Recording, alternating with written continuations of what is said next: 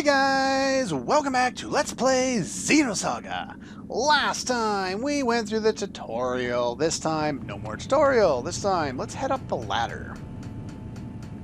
And yes, she climbs very slow, but at least it looks like she hits every single step.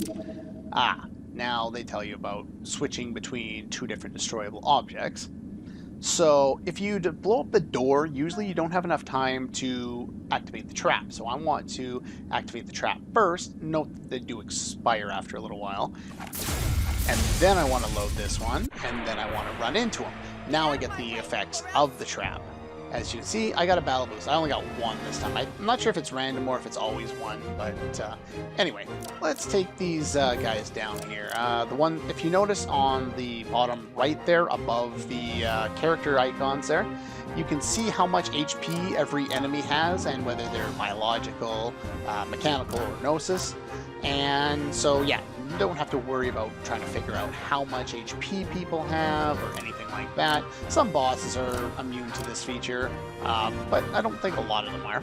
Now, the other one is, you see, when I hit that one, the B character there, the enemy, he jumped up.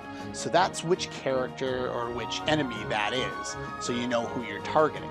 So I'm going to take that guy down, since he's the first one to act. Then I'm going to take down that one because he can hit all of my party members, as they explained in the last episode. And then they're going to get a turn, and then I'm going to use this turn to finish off this guy and get some skill coins, special coins, or whatever. And we only got points times 2. Let's go on. It's always nice when you see that points times 10 roll up. And we get some more medkits. Anyway, this is a treasure chest containing medkit S's, which are like high potions. I think. Either that or those are the small ones. Actually, I think it's medkit S, M, and L or something like that. Let's take a look. Here's our menu. You'll notice the 3D icon there. Basically, that's your position in battle, whether you're centered left or right, and the ones behind refer to if you're in the back row. The back row is very rarely useful, and there'll be a tutorial on it later when it actually is useful, so we'll go over it then. So items, medkit, yeah, the basic medkit, HP recovery low on the bottom left there, and HP recovery mid, which that's, yeah, it's like a high potion. Ether spells, if we get enough points, I'll show off how to use that. I'm not sure if we'll get there this episode or not. Tech attacks, this basically shows us what we can do. See, if we want to set them, we can set them to different spots. As you can see, Spell Ray is a line attack that you need to be further back in order to do. And so if you are near, which obviously if you use a square attack at any point, you automatically move toward the enemy. That's just kind of how the attacks work. You can't use that ranged attack. That's why Lightning Blast is on all of them except for the one where you're far away. Now, as I've said, actually we should probably check out our stats here real quick so I can, it's under the characters menu, and if you take a look at our stats there, we have 8 strength and 10 ether attack, which doesn't seem like a huge amount, but yeah, even KOS-MOS has huge strength right now, but eventually her ether attack will be excellent as well. In fact, I think she gets the highest ether attack stat in the game. But, so yeah, that's the basis of that. We want to exploit our strengths. And so you only get a limited number of tech attacks in this game, and I am going to be very stingy and only basically use the ones that I think are useful and only activate certain parts. So Lightning Blast, I will never put any points into except for maybe the weight points later. And that's only if I feel like it. So, and that's only because it's a very small amount. So basically what this does is your level can be increased. You recover faster after using a tech attack. So right now you use a tech attack, you have a longer cooldown time than if you used a normal attack or guard or whatever. So we want to get rid of that pretty quickly. The other thing we want to do with it very quickly is speed. And I'll go over what that does when we get to that. Tech just ups its level, so it gets a little more powerful. A lot of those go up a lot. But, so yeah, went from that to that, and there we go. So we've maxed it out. It can't be improved anymore, which is all I really want to do. With you, since the first boss, I think I'm probably going to fight is weaker to my physical attack, I'm going to do this one first, but I'll be going and doing our cannon as well before too long, because both of those are quite useful. Have they gone over? They haven't gone over in the tutorial, but there's different elements in this game and attack types that we can go over as well. So anyway, that's what I'm doing with their skills. We can't do anything with this because we have no accessories. I'll go over that later. But for now, let's move forward. Stop dilly-dallying around. We'll fight another enemy. Unfortunately, the movement speed in this game is kind of slow. You can run up behind enemies. You can kind of avoid enemies if you really want to. If they see you, they'll chase after you, but they're not too fast most of the time. So what I did isn't going to increase the strength of any of my attacks at all. It's just going to improve my recovery time.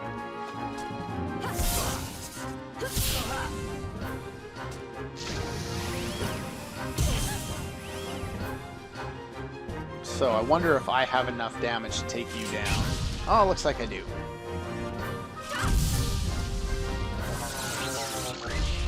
Okay, let's go on. So I'll let you hear some of the battle quotes earlier on in the game, but later on in the game I won't, just because I'll be spamming the button to get through things as fast as possible, because even though the running speed is slow, it's not the only thing that's slow in this game. Just everything kind of feels like it's in slow motion, at least at certain times. So you're going to go first, and I know I can end you, but I think you give the most tech points, so I'm going to avoid hitting you first.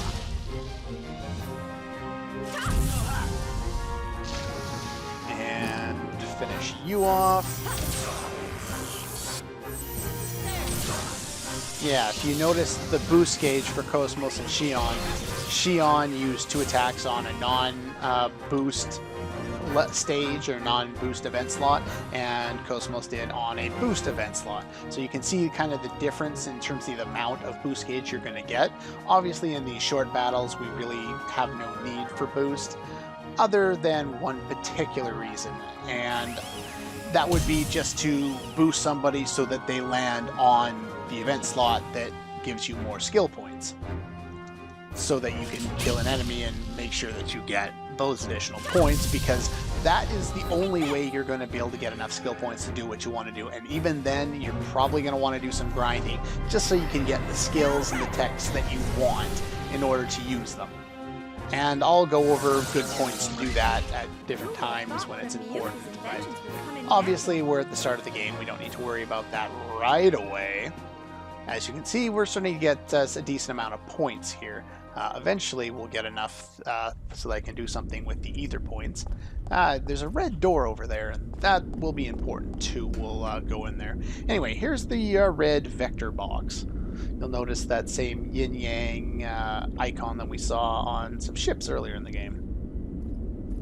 Anyway, this is our objective. We need to go in there, but of course we have the lazily named mission key for completing the mission. Freeze! No, run away. I didn't really want to fight him there, but oh well. I'll show off some battles at the start, just because, why not?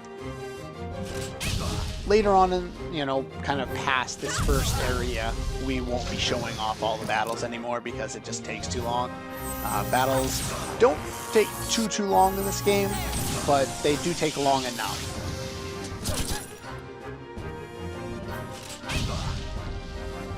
And I believe we've gained level 2 now, so we're a little more powerful than we were before, so that's good. Who would have thought one of Miyuki's inventions? Oh, I cut that one off. Sorry. She says something about Miyuki's inventions coming in handy, and we'll learn about who Miyuki is once we get out of here. The reason why I didn't want to run into him is because there's this thing here, and I wanted to set him up on it. Anyway, first things first, we want to head down this way and head out this door. And through here, we get a little item. It's a revive. It does exactly what you would expect it to do, considering it's called revive. And we gotta blow that thing up again. Yeah, so we've got him there, and so I should have the boost gauge, so there we go. So let's take you down first. Get the skill points now.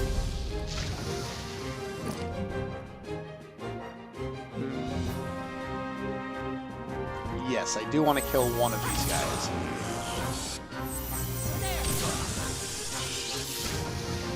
Now he'll go on the critical.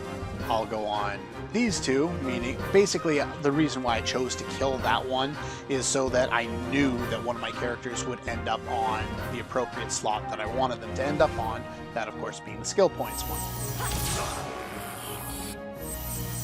I'll be doing a lot of guarding and strategic points in order to ensure that I get the skill points on the end of the battle. Anyway, we fight him again. We head through here. And unfortunately, there's not a whole lot of music here. But we do have some more cutscenes, so let's check that out.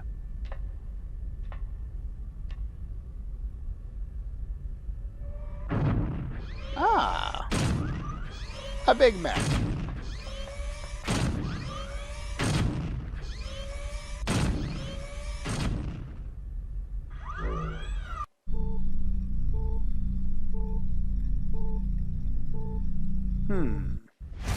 Uh-oh.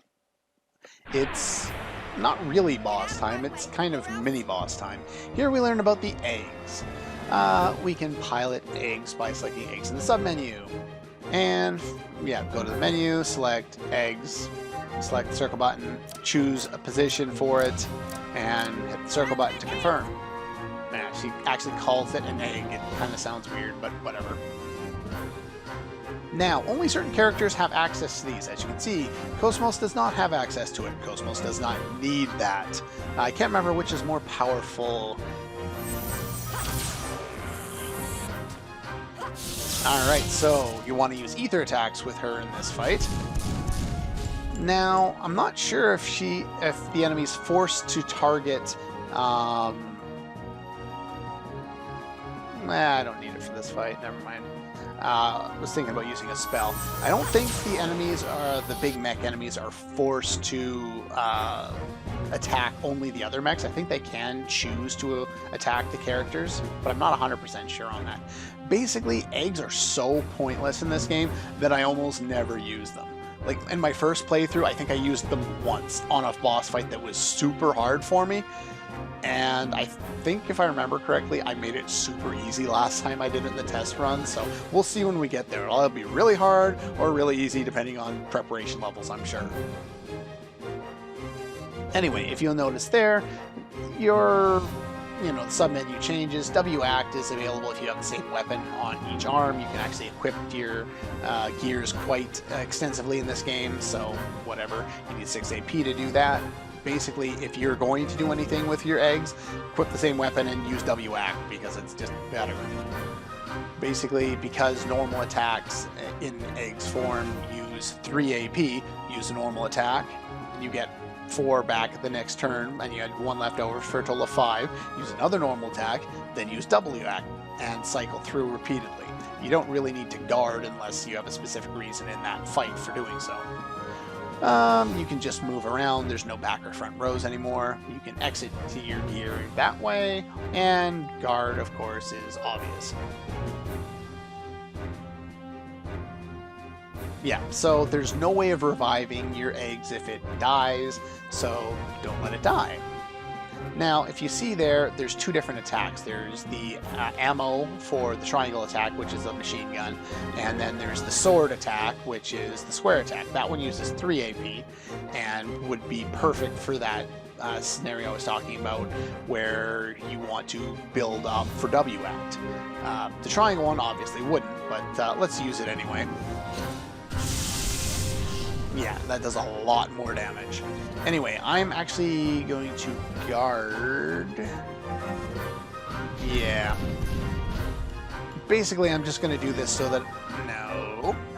I want to guard. so I can get my characters. I guess I'm not going to be able to get one. I was hoping to get a character on the victory slot, but I don't think I'm going to be able to get that. No, it doesn't look like it. We'll try one more time, and if it doesn't work, it doesn't work, whatever. No, I'm not going to get it. Okay. Well, I tried, and I won't be able to get enough boost gauges to go through here, and I have no other way around this. So let's just finish you off. Oh well. It's no big loss. And I keep hitting the button too fast. And I kind of did there too. Mechanical enemies don't give ether points. Either that or its bosses don't give ether points. One or the other. I think it's mechanical. Pretty sure. Status check. I don't see anything unusual. All systems are stable. It's looking good. This ought to make up for last month. I sure hope so. KOS-MOS has reached the checkpoint. Entering process 431. Replacing targets with Type G drones. Commencing display. Type G drones refers to these things. And they don't really explain what these things are yet, but they will. Anyway. So yeah, they're key to sound, so only respond if you make loud noise. So if you move quietly, hold down R2, D2. Anyway, so yeah, if you hold down R2, you can, not make noise. So blow that up, doesn't do anything. This is a save point. Other than saving, don't really need to be there. You also, they're like the equivalent of tents in this game where you need to be on the save point in order to do it. So let's head through here. Now, before I go through there, I would like to use my ether skills. Xion, being a rather weak character, has the Medica skill, of course. She's kind of like a white mage. We got a full heal after that fight, which is nice. But if you didn't, you'd want to use Medica to heal. Now, you can use ether points like so, and if you look over there, there's our skill tree. And basically, you either go, up or down. And it leads to different sets, and I can't remember which one I want to. If you hit the R2 button, it'll tell you what these things do. Analyze items that you can either win or later on steal from enemies, as well as their HP and weaknesses and all that stuff. This one itself is more useful than Goodbye, though I might use that one once or twice, but I don't remember which one I want to use. You can also transfer for half of the ether point cost to another character. So it would cost 40 points, as you see there, to evolve it, and 20 to transfer it over. Now, you don't really need to transfer ethers ever, but I'll probably show off at least some of the better ones to transfer over anyway. By the end of the game, you should have more than enough points to learn all the skills, or all the ethers anyway, and transfer a bunch of them over if you so desire. You can also set them, and each spell has its own weight. Right now, we have a weight limit of 12, and I don't think that ever changes. But yeah, KOS-MOS just has focused physical attack, which increases her strength. I'm not sure how much at this point, but point being, make sure you're fully healed before you come down here. Because... item. Got ether pack. And 2 medkits. And over here, we discovered segment address number 10. We don't know what this is yet, but basically we find a bunch of doors and keys, and when we find the appropriate key, we have to go back to a previous area to open the appropriate door, and we get an item. It's an interesting-ish little side quest thingy. Anyway, if we go over here, let's open this one. Yeah, I stood a little too close, so you didn't get to see. But yeah, this one spawns enemies. Now, Xion sucks against these enemies. These are Gnosis-type enemies. And so, let's just kind of show off how weak she is. 12. And 14. Yeah. So, she's going to be guarding through a lot of these fights. KOS-MOS is a little better, but not super better. She does 30 with a critical, and then 48 with a critical. So she wants to use her physical attacks, square button, against these guys for the most part.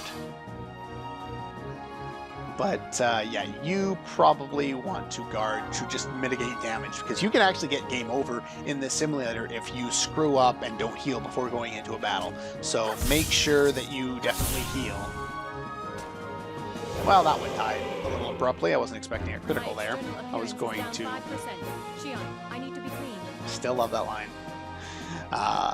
Yeah, you don't gain skill points for these ones for some reason. I can't remember if that's Gnosis enemies in general or what. But anyway, of course, things inside containers aren't just items. They're also enemies. And that's pretty much all we can do over here. So let's head back in here. And we can go back up the stairs here. And I'll grab one more thing and fight one more battle, potentially. And we'll call her a day. So if we go over here, we get the shiny thing, which is the mission key. Now we can unlock the door. And we want to do that. You also want to hit here, and that unlocks the door. So if we go over here, I tried to hit it. Did I get it? Did I get it? Shion? I didn't get it. Okay, these are new enemies, so we'll show them. Anyway, against airborne enemies, you must use triangle attacks. You cannot use your close range attacks because they're in the air. So we're stuck using triangle attacks. So I'm going to use one and see how much damage I do. It's not bad. Let's take that one down. Or, okay, we did. Nice. She's not bad against these ones. These ones, again, are Gnosis types, and KOS-MOS should be able to end this one. Oh yeah, she's super effective against these ones. Now, your own attacks have different attributes, and Appearance is down 5%. we do Shion, go I over need to be those clean. at some point. Yeah, we got some more points there, as well as an ether pack. Most of the enemies around here drop this and that. Yeah, I'm not going to show off this battle. I'm probably going to fight a couple more battles off screen and get a few more points going here. Of course, try and kill them on those specific points. But anyway, yeah, that's pretty much all for that one. Of course, make sure you heal in between battles or you won't like yourself very much and you'll have to redo things. But yeah, that's all for this one, and I'll see you guys next time.